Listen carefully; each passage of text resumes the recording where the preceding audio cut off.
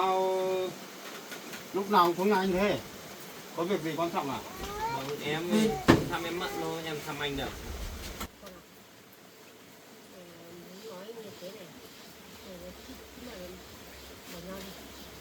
Mẹ bị làm sao đấy? Lý do gì mẹ cứ phải xuống đây để nài nỉ vợ chồng con bỏ nhau là thế nào?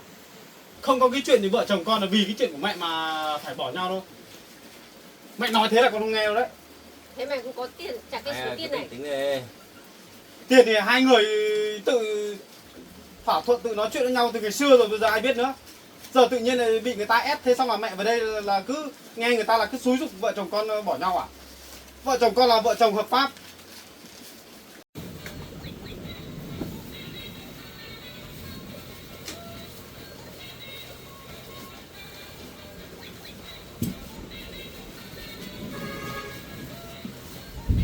Làm bánh à?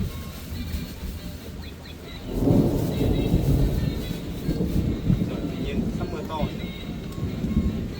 Sợ sấm sét lắm. Sấm sét to quá chắc nằm lúc cũng này.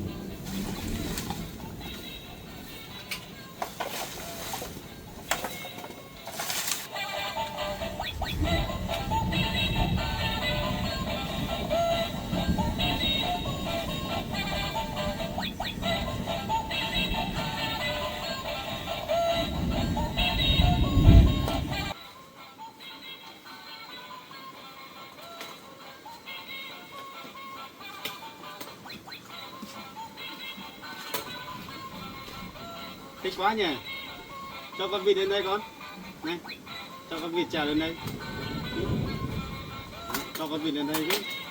Này, cho con vịt lên đây. Thế này.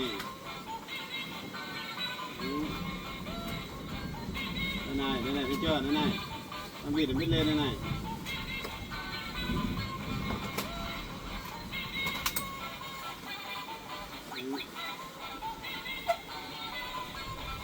Đây, mẹ chơi đấy nhá. Đây, đây.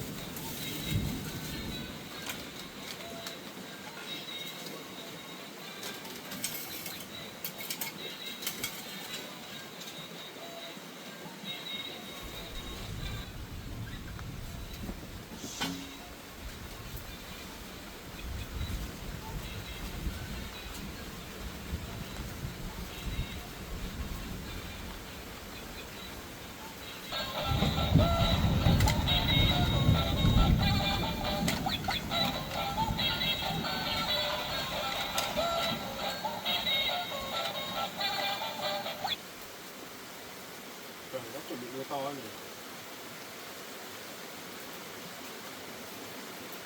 May mà không.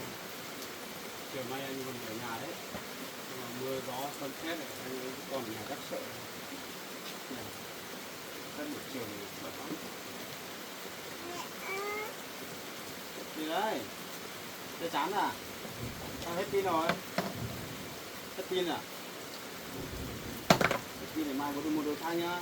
Nhưng mà cả ngày cả đêm hết pin rồi.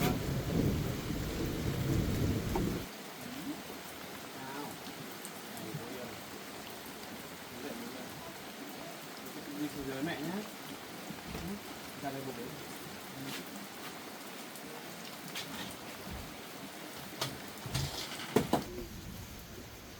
Mưa rồi.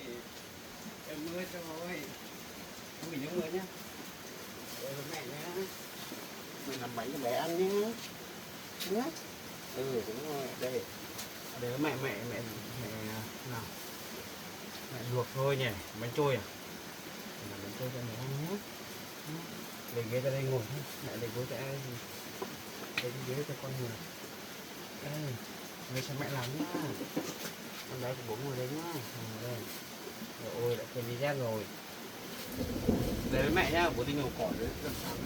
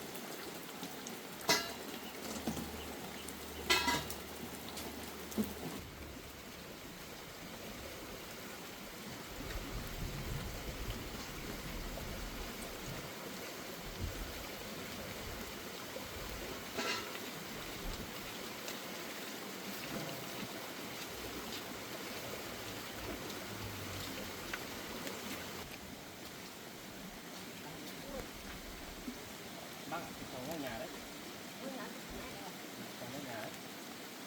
Cháu ở nhà đấy.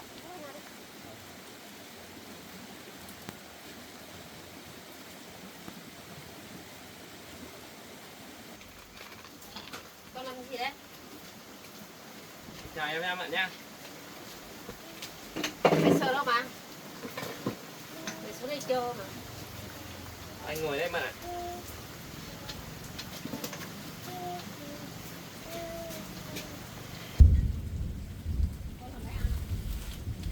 Bảo lại đến à?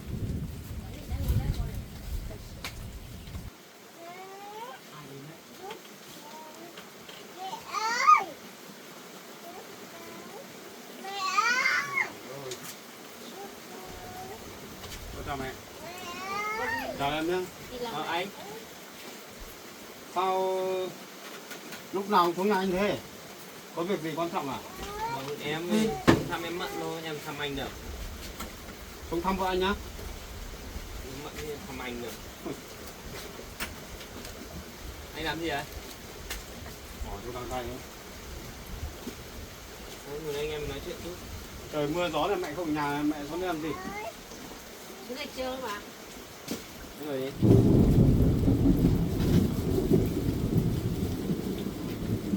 Thế hai người xuống có việc gì? Em không đi đâu con ạ. Là mưa nhiều, chắn xuống đây với em ấy chơi thôi. Con chẳng biết là mẹ với cái em này là làm cái trò gì nữa. Xuống đây chắc hẳn phải có mục đích. À em nữa.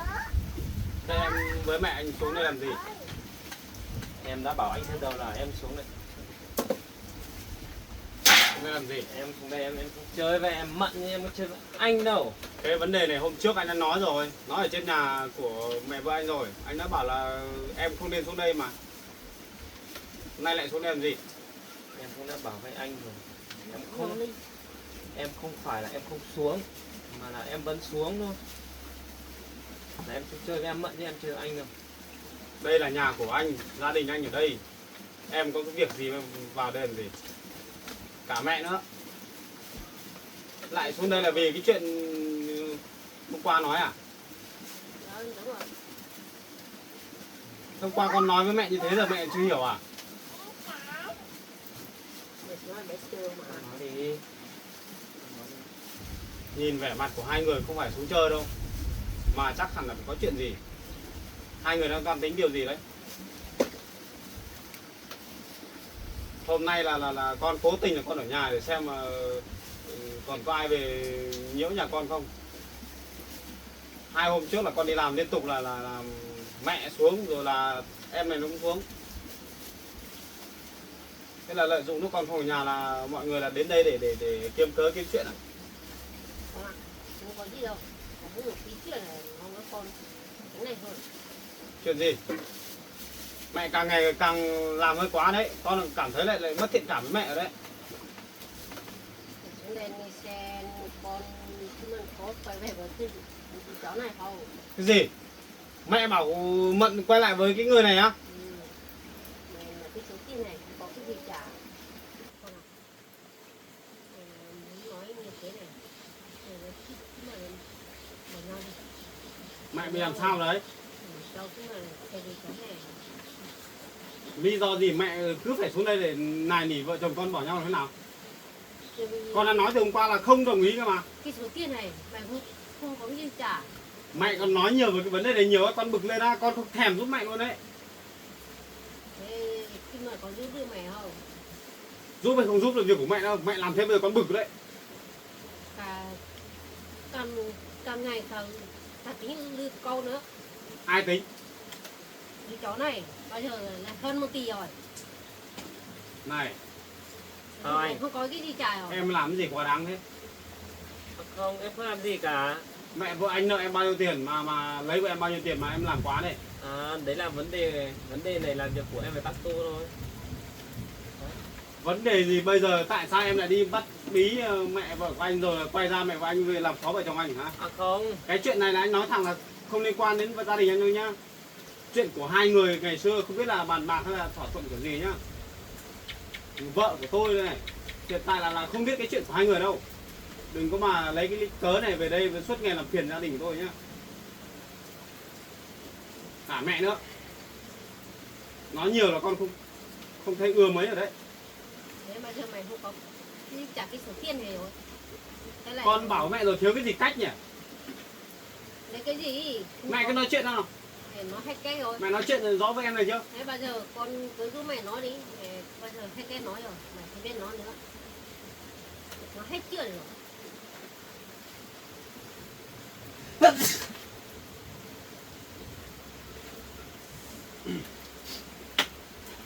giờ này, em bảo này. Đấy. Bác Tô cũng đã không nói chuyện rồi. Bác Tô đi xuống phải nói chuyện với anh, nói chuyện con gái cơ mà. Tại sao Thế bây giờ anh hỏi nhá. làm thế? Bây giờ anh hỏi. Anh không, anh em nói này. Sao anh phải làm quá lên như thế? Dù sao đây cũng là mẹ vợ anh cơ mà. Mẹ vợ của anh là mẹ vợ của anh, nhưng mà bây giờ mẹ và anh đối xử với vợ của anh như thế là anh không chấp nhận được. À, Nó phải đấy trả là lời việc gì ở của đây? anh thôi. Em mới là người làm quá đấy. Tại sao mẹ anh thiếu của em bao tiền, chồng của em bao tiền mà em làm thế hả? Lấy cái giá nhìn đến tận 1 tỷ. Bây giờ ấy, nếu mà em có nói thì anh không hiểu được đâu. Bây giờ không biết hai người ngày xưa thỏa thuận kiểu gì đâu, nhưng hiện tại nếu mà ra pháp luật làm việc nhá, bây giờ em có giấy tờ mượn tiền không? Em nói Có với giấy anh, tờ gì không? em nói với anh này. Cái lúc thỏa thuận với nhau rồi mẹ anh có cầm tiền của em, bây giờ có giấy tờ làm chứng không? Em Nếu nói- không là em nói một là thành 10 đấy. Em nói với Ngoài anh tin này. đâu. Em không phải tiền đấy thì em không thiếu đâu, em không phải đi tống tiền này. Nói với anh nhá, trước khi ấy, lên điểm chỉ tay có, chữ ký có, giấy chứng. Nói chung là những cái gì pháp luật em tuân thủ hết, là em đều có đầy đủ chứng cứ Thế hết. thì hai người là đợt ngày xưa này là chắc không phải là thỏa thuận về cái chuyện tình cảm gì đâu, mà là em là chắc em không tán được vợ anh, bây giờ là em bắt đầu mới đi mua chuộc mẹ anh đúng không? Cho nên mẹ anh mới dại dột là mới cầm tiền. Bây giờ mới thành như thế. Chính xác là cái này không phải là thỏa thuận cái chuyện tình cảm gì đâu. Bây giờ em quay ra em bắt đầu mới lật lý là bây giờ mẹ anh lấy từng đấy, bây giờ em hô lên gấp 10 lần à, 20 lần à? Em nói với anh này, có khi ấy anh còn được dùng cả cái số tiền của em nữa đấy. Riêng tôi không cần. Anh đừng có mà bây giờ nói này em kia, em nói này. Đấy, bây giờ là bác Tô nợ tiền em. Còn bác Tô bảo là con gái về với em cũng đúng thôi. Nợ tiền thì trả bằng tiền thôi, nợ tiền thì lấy người đi trả sao à? Hay thế nhỉ? Mẹ anh lấy của em bao nhiêu tiền?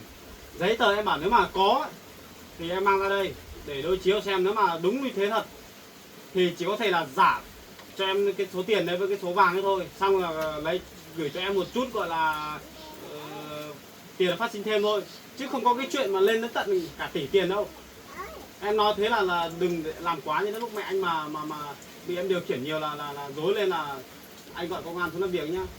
Anh ạ, anh đừng có mà dọa em báo công an này kia. Em nói với anh này, anh cứ bình tĩnh đây. Em bảo này, giờ ấy là như này nhá, kể cả em không có giấy chăng đi nữa em vẫn làm được việc hết.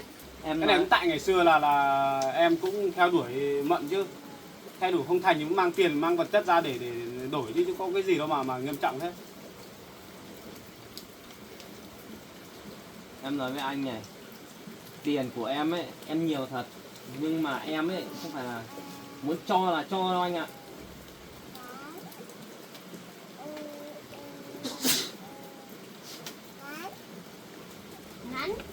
Đấy là cũng là mẹ vợ của anh bây giờ ấy, đúng đấy. Ngày xưa bà cũng thèm khát tiền đấy. Thế rốt cuộc là hai người ngày xưa làm cái gì? Em cũng chỉ bảo là bác giúp cưới em Mận. Đấy, điều kiện bác Tô bây giờ này đưa như thế nào em đưa y hệt như thế, cũng không một đồng nào. Cái đấy riêng tôi không biết. Con hỏi mẹ này, thế mục đích của mẹ hôm nay xuống đây làm gì? Hả? Vẫn xuống đây để thuyết phục vợ chồng con bỏ nhau à? Thế thôi, thế mày cũng, con cũng một tí mà cũng hơi nhau đâu. Con là làm bác sĩ này, nhưng mà là không biết nói chuyện nữa.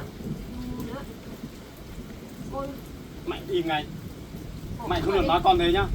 cho nhưng mà quay phải muốn đi cháu này đi, cho đi đấy, tha đi, tha đi. Mẹ nói như thế là con không đồng ý đâu. Không có cái chuyện gì vợ chồng con là vì cái chuyện của mẹ mà phải bỏ nhau đâu. Mẹ nói thế là con không nghe đâu đấy. Thế mày cũng có tiền, trả cái số tiền này. Tính này. Tiền thì hai người tự thỏa thuận, tự nói chuyện với nhau từ ngày xưa rồi, bây giờ ai biết nữa. Giờ tự nhiên lại bị người ta ép, thế xong là mẹ vào đây là cứ nghe người ta là cứ xúi giục vợ chồng con bỏ nhau à?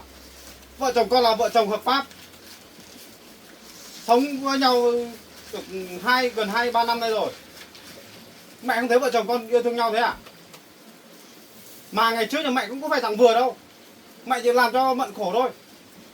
Con quen biết Mận rồi con mới lấy Mận xong mới làm nhà ở đây ở chứ. Mẹ làm bao nhiêu chuyện xấu mẹ còn chưa xấu hổ, bây giờ mẹ thấy Mận yên ổn một tí mẹ lại bắt đầu gây chuyện à? Một vừa hai phải đấy nhá. Con nể lắm rồi đấy. Tại sao mẹ đi nghe lời cái người này? Người ta bây giờ bảo con mẹ giảm 1 tỷ mẹ cũng nghe. Thế lâu lắm rồi nó này. Lâu hay không lâu không cần biết. Bây giờ mẹ cũng ít ra mẹ phải thấy người ta ép như thế mẹ phải giao nói chuyện với con đàng hoàng đi. Xong giờ tìm cách để mà giải quyết cái việc này nó nhẹ nhàng ấy chứ. Mẹ lại đi nghe người ngoài xúi giục xong rồi mẹ phải để ép vợ chồng con à?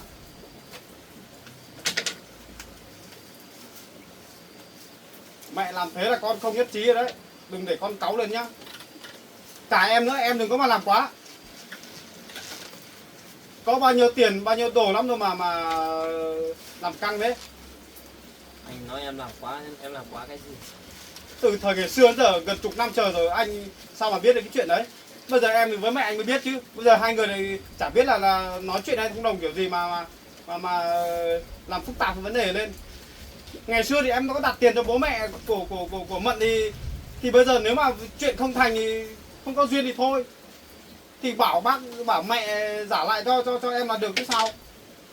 Sao mà bây giờ em thấy Mận có chồng rồi mà em vẫn cố tình làm thế à? Em làm như thế là đến lúc mà xảy ra chuyện gì là quá là anh không thao đấy. chứ anh nói suốt từ hôm nọ rồi không phải đùa đâu.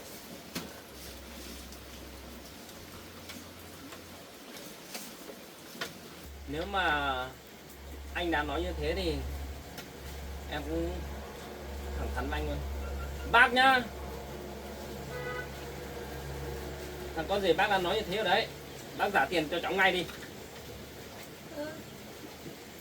Nó xong lại nói thế. Bác có cái giết gì Lúc nào? nãy cháu bảo bác như thế nào, đến về sao bác không làm y như thế? Bác không có tiết ra cho cháu đâu. Hai người trước khi đến đây đã bàn cái gì đấy? Đây chuyện của em là của anh, hiểu không? Lên kế hoạch gì? Những gì anh nói thì bọn em cũng nghe rồi, nhưng mà bây giờ đây là em đang nói chuyện với mẹ vợ anh. Hai người... Bác bây giờ tìm tiền trả cháu ngay đi, cháu không lấy nhiều đâu. Bác không có tiết đâu. Cháu lấy đúng bằng cái số mà hôm qua cháu nói bác đấy. Còn việc mà bác mà thuyết phục được em Mận về cháu ấy là tất cả xong xuôi đấy. Nhưng mà bác có làm được đâu. Bác cũng bỏ cũng được, cũng nói nhiều rồi mà cũng được không nghe. Thế bây giờ em định bảo mẹ vợ anh giảm bao tiền? Em không lấy nhiều đâu. Anh đã nói thế em lấy đúng 1 tỷ thôi, em không lấy nhiều. Em lấy đúng gần bằng tiền gốc của em thôi. Mấy cái chỉ vàng của cậu đây với 30 triệu tiền mặt thì được bao nhiêu lắm. Mà cậu dám lấy của mẹ vợ tôi 1 tỷ. Thì em thích lấy như thế. Anh trả được thì anh trả luôn cho mẹ vợ đi. Như thế này nhá.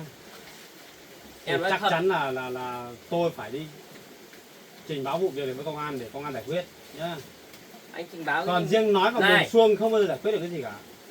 Anh trình báo thì anh cứ trình báo, em nói thật với anh là với cái công việc của anh hiện tại ấy, thì anh không là đủ tiền để giúp mẹ vợ trả cái số tiền của em cả. Em đấy, em nói thẳng với anh thế luôn. Nhưng mà tôi tội thì tôi phải giảm bằng lấy tiền. Trong khi đó ngày xưa tôi thấy vợ tôi bảo là con lấy con 5 chỉ vàng với 30 triệu tiền mặt thì bây giờ cậu lấy được bằng đấy à? Không ai ngu dại mà cho cậu bằng đấy tiền đâu nhá. Cùng lắm mà tôi cho sự việc lên để công an điều tra xử lý thôi. Chứ làm gì có cái chuyện thì đi ép người ta lấy tiền lấy nhiều đấy. Thế Không thì có đâu. anh làm gì làm thôi. Chắc Em- chắn là cậu này là cậu đứng đằng sau để xúi giục mẹ vợ tôi rồi. Chứ không phải mấy hôm nay là mẹ vợ tôi cứ đi ra đi vào nhà tôi. Gây cản trở kho dễ cho gia đình tôi đây. Mà tôi không biết là ngày xưa hai người nói gì nhá. Tôi chỉ biết hiện tại là bằng này cái chứng cứ lời nói ở đây. Là tôi chỉ biết làm việc theo lý của pháp luật thôi chứ hai người cứ nói ngày xưa thế nào chăng nữa tôi không biết. Nhá. Còn cậu đòi 1 tỷ không có đâu. Tôi thẳng thắn tuyên bố với cậu thế. Không có đâu nhá. Không ai giả đâu. Cả mẹ nữa. Nếu mà Mẹ người ta nói bao nhiêu mẹ cũng giả. nếu mà anh bảo này này, anh không giả đúng không? Anh bảo luôn mẹ vợ không giả luôn. Gia đình anh không yên với tôi đâu, với thằng này đâu. Cậu cứ thử đi. Đừng có thách anh à. Cứ thử đi. Em không phải đơn giản như anh nhìn thấy đâu. Bây giờ tôi bảo này, thỏa thuận tôi nói xem cậu nghe được không nhá. Thỏa thuận luôn. Cái số tiền của mẹ vợ tôi cầm ấy là 30 triệu tiền mặt, 5 chỉ vàng. Cái 5 chỉ vàng này tôi tính với cái giá hiện tại bây giờ. Tôi với gia đình của mẹ vợ tôi sẽ thu xếp là giả cho cậu. Được không? Giả sau cậu xong là xong thế thôi. Cái chuyện tình cảm ngày xưa thì cũng không bao giờ gò bó ép buộc làm gì cả. Thời gian em nói với anh là thời gian của em ấy có nhiều đôi co với anh đâu. Anh tính đi rồi trả em. Chỉ có thế thôi, tính kiểu gì? Chuyện tình cảm của cậu vợ tôi ngày xưa bên nó không thành, coi như là không có duyên có phận gì thì ép cái gì nữa. Bây giờ cậu còn cố về đây câu với lại bới làm gì nữa. Vợ tôi thì không nói được, vợ tôi biết cái gì. Ngày trước cậu không thấy vợ tôi khổ sở à? Tại bà hết đấy. Tính với cái giá ấy thôi. Cậu nghe được thì tôi với mẹ vợ tôi thống nhất xong là thỏa thuận xong là mang người giả cho cậu hết thôi. Anh mà tính như thế đấy, em không đồng ý với anh đâu. Em bảo anh này, bây giờ ấy em tính sơ sơ thôi cũng hơn 100 triệu rồi. Bây giờ em lấy gấp 5 lần lên. Em lấy 500, không bớt một đồng nào cả. Anh có tiền anh giả ngay cho em bây giờ. Qua 1 ngày em lấy 100 triệu. Đấy. Đấy là anh nói là anh cùng với bà Tô bây giờ này là xem xét đúng không? Mà trả em bây giờ ấy, em lấy lúc 500 triệu. Không bớt một đồng nào cho anh nữa. Anh lấy tiền trả em luôn đi. Qua một ngày em lấy lúc 100 triệu. Ngày em nói thế thôi, nhưng mà ngày mai ấy em mà thay đổi ấy, em lấy đúng 1 tỷ. Không bớt nữa. Như ban đầu em nói luôn. Anh tính đi. Thế tôi hỏi cậu nhá. Cái số tiền mà cậu đưa cho mẹ vợ tôi ấy, ngày xưa cậu đưa cho ấy là cậu tự nguyện cho mẹ vợ tôi, hay là cái số tiền cậu đưa cho mẹ vợ tôi là mua bán? Hả? Hay là như kiểu buôn bán? Mà bây giờ cậu lấy cái giá gì mà đắt thế? Hả? Cậu thích vợ tôi thì cậu đến tán thì cậu không thành thì cậu đưa tiền cho mẹ vợ tôi, đấy là cậu ngu. Chứ không phải cái gì đâu mà cậu bây giờ quay ra cậu làm như kiểu là ăn cướp này. Em bảo anh này, không có buôn bán gì ở đây gì hết. Đấy nhá, em bảo nhảy, cái tiền đấy ấy là em đưa cho bác Tô bây giờ ấy. Đấy gọi là tiền sinh lễ đấy.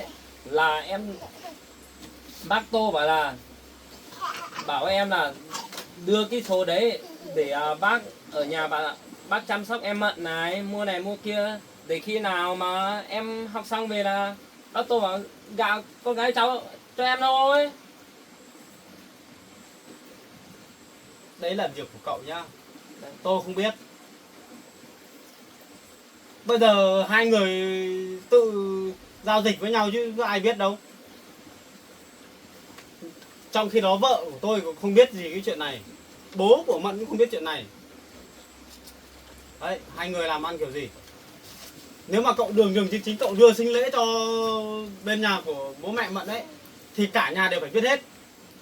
Mận cũng phải biết. Đấy là cậu ngu. Cậu tự ý cậu tự thỏa thuận xong là đưa cho mẹ của Mận thì cậu biết rồi đấy. Mẹ của Mận có phải là mẹ ruột của Mận đâu. Cậu không hiểu à? Cậu biết cậu nhầm chỗ nào chưa? Trong khi đó bố mẹ cậu là không đồng ý cho cậu yêu Mận đúng không? Đấy là tại gia đình của cậu thôi. Tại gia đình của cậu ấy. Bố mẹ cậu không thích mà cậu cố chấp. Bây giờ mới có cái chuyện này. Mà tôi cũng đã được thấy nghe mẹ vợ của tôi nói bảo là cũng chờ được 4-5 năm ấy mà bên gia đình của cậu không có tín hiệu gì cả, không có ý định sang để hỏi cưới. Trong khi đó là mẹ của Mận thời điểm đấy là chắc là cũng không ưa gì Mận đâu. Vì từ cái lúc tôi về tôi gặp em Mận đầu tiên ấy là tôi thấy như thế tôi biết rồi. Tôi chỉ biết từ đấy quay về trở lại đây thôi. Đấy. Bây giờ không trách ai gì cả. Cậu cho tiền cho mẹ của Mận thì cậu nhầm. Thế thôi. Cậu cũng là người cùng làng ở đây, chắc cậu cũng biết một tí lai lịch về mẹ của Mận. Còn tôi người ở chỗ khác đến, tôi không biết. Tôi chỉ biết cách đây gần 2 năm trở lại đây thôi. Đấy, cho nên là cậu phải biết. Cậu tự ý cậu giao dịch với mẹ của Mận. Người thứ ba không biết. Thế giờ trách ai? Quay ra còn đòi lấy tiền nhiều à? Không được là tôi với cậu lên công an. Dứt khoát như thế, chứ không phải ngày nào cậu cũng đến nhà tôi làm phiền đâu. Đây là nhà của tôi, chứ không phải là cái chợ cho anh muốn đến thì đến đâu. Tôi lên tôi trình báo công an là cậu đến quấy rối gia đình tôi là cậu cũng được một việc đấy. Chứ không phải đùa. Xin bà cho. Tôi đã cảnh cáo cậu từ hôm qua hôm kia rồi đấy. Ngày nào cậu cũng đến à? Đã thế thì em không nói với anh nữa. Bác ấy xuống này chả được tích sự gì, chả nói giúp được cái gì cả. Từ nói rồi, để tính rồi. Bác giờ này còn bảo cháu từ từ như thế nào được.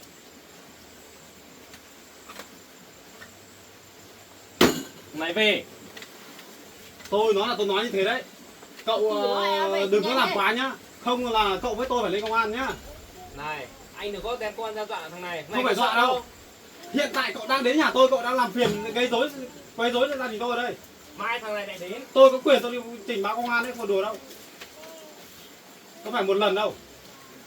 Ngày nào cũng đến.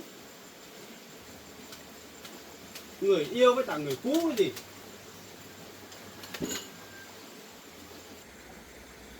Bà tôi nhá, bà lấy tiền của thằng này không dễ đâu. Bà đừng có tưởng là cái thằng con rể mồm lẻo lép kia mà bà vùng tiền của thằng này nhá. Tôi không để cho bà yên đâu, bà tôi à. Mẹ xem đi, mẹ làm như thế đúng không? Mẹ làm kiểu gì mà mẹ đưa cả cái thằng này với tận đấy? Cái thằng này nó đi ra đường này rồi nó về đây là cái cửa này thôi. Thế là bây giờ là mẹ toàn quyền là mẹ nghe theo lời của nó hết à? Đấy, cái thằng kia nồng bầu làm cái này mà cũng là Nó bày cho mẹ hướng như thế nào? Xúi giục mẹ vào đây bắt hai vợ chồng con bỏ nhau à? bảo cái thằng kia bảo cũng nói bảo cái mình bỏ trùng xong lại đi quay về với nó thôi. Thế là mẹ cứ nghe người ta xúi giục là mẹ cứ ngoan ngoãn mà làm theo hả? Thế Mẹ cái không thằng nghĩ kia- đến hậu quả hả? Cái thằng kia này cho tiền chưa có. Bây giờ mày không có tiền trả lại bảo cũng mà lại quay về với cái thằng kia thôi. Mẹ không biết, không hiểu, bây giờ mẹ không thấy con với Mận đang là vợ chồng rồi à? Mẹ không biết à? Biết. Mẹ chỉ ích kỷ đấy, mẹ chỉ biết bản thân mẹ thôi à? Mẹ không Thế- có tiền trả người ta là bây giờ Mày mẹ không có tiền trả người ta. bí quá là mẹ quay ra mẹ làm mấy cái trò này à? Người ta bây giờ càng lo nó cả tính lừa câu nữa. Ai tính? Cái thằng kia mà giờ này đồng tỷ rồi. Cái người này nó tự tính chứ bây giờ hiện tại mẹ phải mang ra pháp luật để xử lý. Chứ có phải là mình mua bán cái gì nguy hiểm đâu mà mình phải sợ nha. Giờ mẹ cảm thấy người ta quay về, người ta về tìm con của mình nhé, mẹ cảm thấy không được, mẹ ra đây mẹ nói chuyện với con. Chứ không phải mẹ lấy lan lên lút rồi mẹ đi với người ta bày trò quay ra hại người nhà mình đâu. Mẹ phải về đây nói chuyện với con. Mẹ không có tiền trả người ta. Bây giờ ngày xưa mẹ chót là nhận lời là để con gái cho người ta. Bây giờ không thành rồi, bây giờ con cũng cưới con gái của mẹ rồi. Thì con xem thế nào con giúp mẹ với. Hay là giúp mẹ tháo gỡ cái vụ này đi. Mẹ phải có câu có lời đến con thì con mới biết. Chứ mẹ chả nói gì, mẹ một phát trong đây là bảo tự nhiên là kiếm cớ để ép vợ chồng con bỏ nhau. Thế mày Đúng không lắm có đấy tiền nhỉ? trả đấy. Mày không có tiền trả đấy. Lúc bỏ cái mình quay về với cái thằng kia ấy. Mẹ đúng thật là mẹ làm thế là mẹ quá dại rồi. Bây giờ mày không có tiền trả cái thằng kia. Không có tiền giả thì mẹ phải, con mới nói bảo là mẹ phải nói chuyện với con. Ngày trước mẹ giúp con rất là nhiều rồi, con rất là biết điều đấy. Con cũng đang nghĩ rồi, hôm qua con đang nghĩ rồi đấy. Con cũng sẽ tính là thu xếp và nói chuyện với thằng em này. Nó làm sao mà mình không trả được một phát là đủ luôn thì mình có thể chia nhỏ ra để trả. Mẹ này đi nghe lời người ta, rồi người ta xúi giục mẹ đi làm, mẹ làm không thành là quay ra người ta giận đấy. Bây giờ người ta bắt đầu làm khó mình đấy. Ngay từ đầu mẹ không bảo cái em đấy là ra nói chuyện với con đàng hoàng đi. Cứ để cho người ta làm lớn chuyện ra đấy, bây giờ phận ý người ta đấy. Con lôi ra lên công an làm việc đấy chứ không phải là nói bằng mồm không đâu. Không có chuyện ngày xưa với ngày nay đâu. Ngày xưa là không biết là mẹ với cái người đấy là cho tiền cho nhau là không biết có làm cái giấy gì không để hay là người ta ép mẹ nhận. Cái đấy mẹ là hiểu rõ nhất đấy. Chứ bây giờ mẹ mà cứ cho cái người này xuống đây làm phiền nhà con nhá. Con chỉ cần một lý do duy nhất thôi. Quấy rối gia đình người khác thôi. Thế cái Là thằng kia cũng- cứ đòi tiền. Phải lên trên công an để ngồi đấy. Cứ đòi tiền trả cho nó. Mày không có tiền này mày xuống đây bỏ các cô xem như thế nào thôi. Thế tại sao hôm qua mẹ lại xuống đây nghe lời người ta, mẹ bắt vợ con dọn đồ đi về? Thế không phải mẹ nghe người ta à? Thế cái thằng kia bảo nó về rồi sau này nó lấy ô tô về đón cái mày về. Không có thằng nào gì cả, mẹ phải hiểu là không có thằng nào bảo gì hết. Chỉ có một cái người đấy thôi, người đấy bây giờ người ta quay lại người ta muốn đòi tiền đấy. Mẹ phải hiểu thế.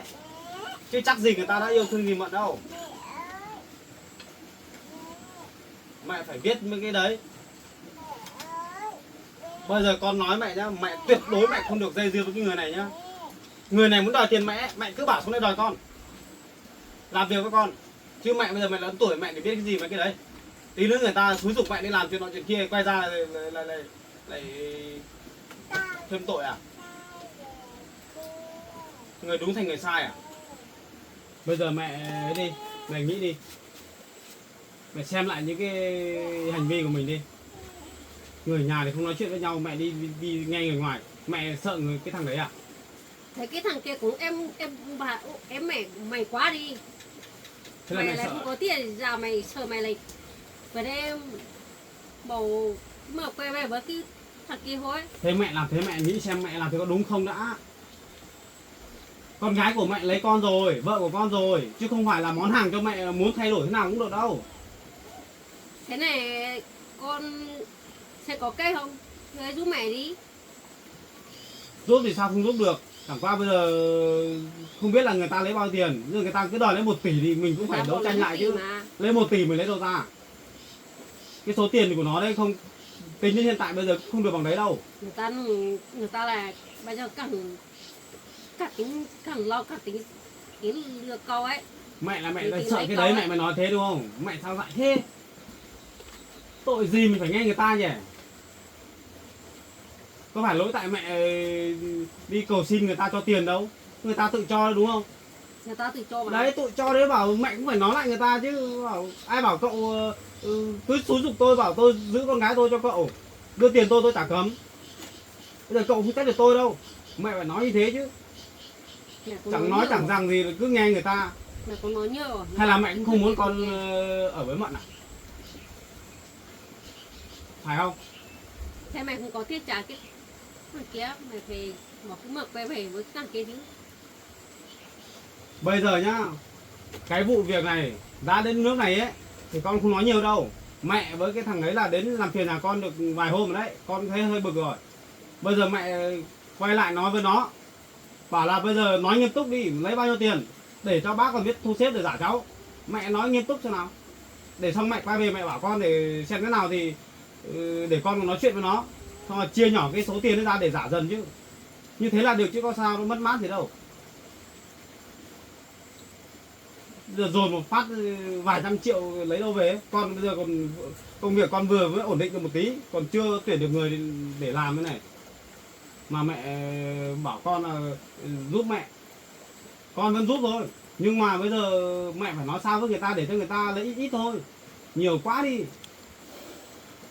chứ. Thế cái thằng kia bầu lấy 1 tỷ men rồi cái số tiền của nó. Mẹ cũng phải khéo một tí. Mẹ nói nó bảo mày lấy 1 tỷ của tôi ấy, tôi không có tiền trả đâu, còn làm khó tôi nhiều mà tôi lên tôi đi báo công an đấy. Xong là sợ cái gì, xem nó có dám không. Nếu nó dám lên công an, mẹ lên công an mẹ cứ trình bày từ đầu đến cuối ngày xưa nói chuyện với nhau như thế nào là được chứ có sao đâu. Mẹ phải mạnh mẽ lên chứ, cứng rắn lên người ta mới sợ chứ. Mẹ người ta nói 2 câu mẹ lại đi nghe người ta thì thành ra là như thế đấy, gì nữa. Thế là cái cũng ấy nhiều quá, mày cũng sợ một tí, mày cũng nói như thế hồn, nó qua các con như thế hồn. Sợ cái gì? Thời buổi bây giờ người ta có pháp luật hết, sợ cái gì? Đúng sai người ta không biết xử. Mẹ sợ cái gì? Bây giờ mẹ với nó mới biết rõ chứ bây giờ có ai biết đâu. Thì bây giờ mẹ phải mạnh lên chứ. Người ta nói mấy câu mẹ sợ thì giải quyết được cái gì? Không mẹ không làm được thì mẹ bảo thằng đấy về gặp con. Chứ không phải mỗi lần đến nhà con là toàn buông những cái lời dọa dẫm con đâu. Còn lâu mới sợ nhá. Thằng đấy chắc cũng không phải là người tốt đẹp gì đâu.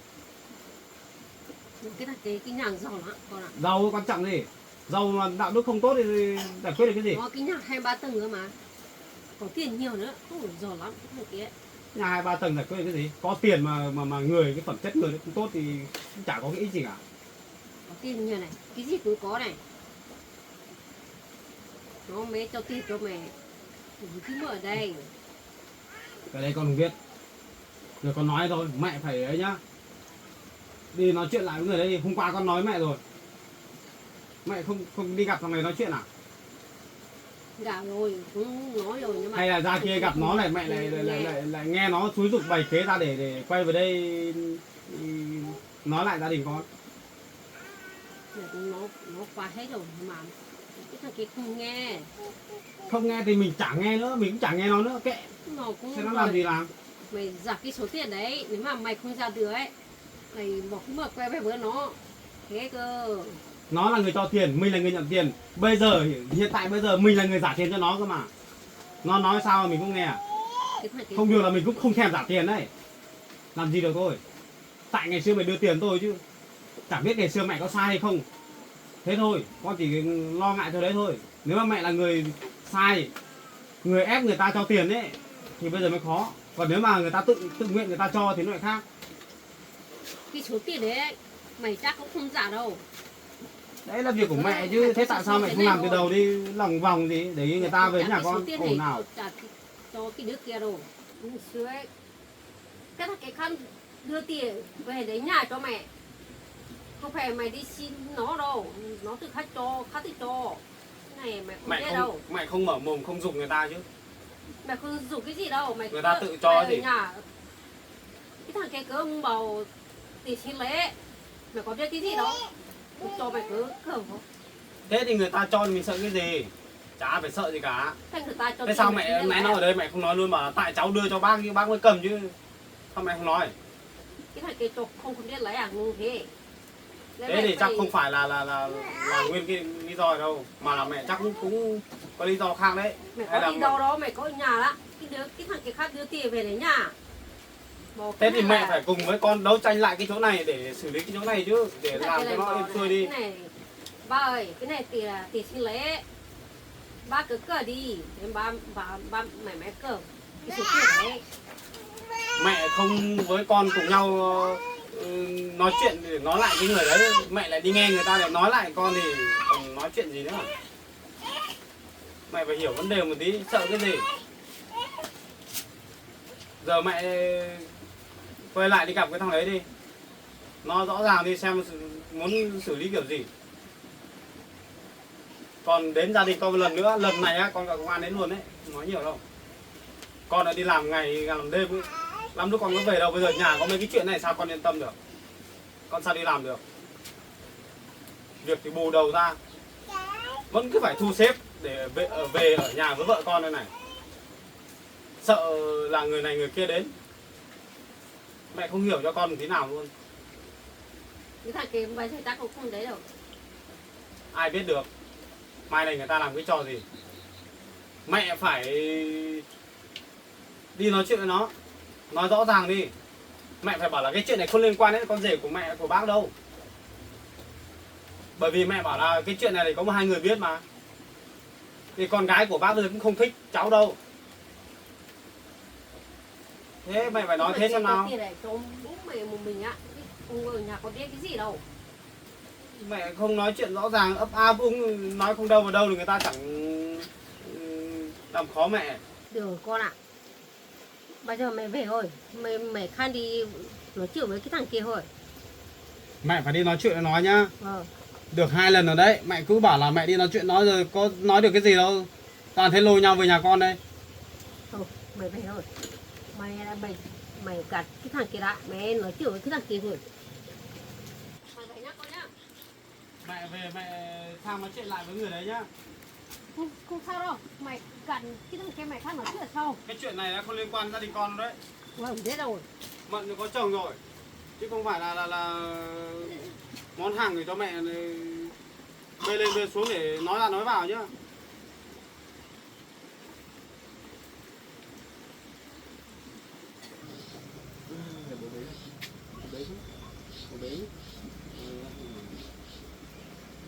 Anh nghĩ là chuyện này chưa dừng lại đây đâu, còn cái phức tạp phết đấy.